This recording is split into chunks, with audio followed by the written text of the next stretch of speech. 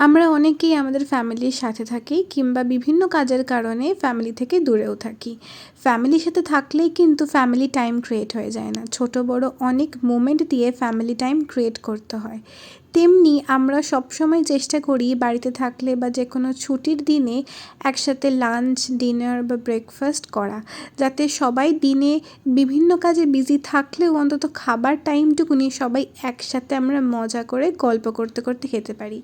এই জন্য আমরা মাঝে মাঝে অনেক জায়গায় ডিনারে যাই। তো এরকমই হচ্ছে সেই দিনটা যেখানে আমরা ডিনার করতে চলে গেছিলাম মুখার্জিতে। তো মেনুতে বেশি কিছু ভ্যারাইটি ছিল না, জাস্ট স্টার্টারে কাবাব আর মেন কোর্সে বিরিয়ানি ছিল।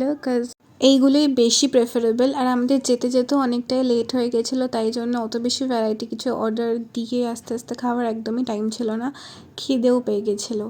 আর খাবারের কথা বলতে গেলে কাবাবটা বেশ ভালো ছিল, টেন্ডার ছিল চিকেনটা, কিন্তু বিরিয়ানি আমার পার্সোনালি একদমই ভালো লাগেনি। আমি জানি না কেন। চিকেন বিরিয়ানিটা তবুও একটু ভালো ছিল, মাটন বিরিয়ানিটা একদমই ভালো না। খুবই লাইটের থেকে বড় কথা মাটনের টেস্টটা একদমই এনহান্স হয়নি।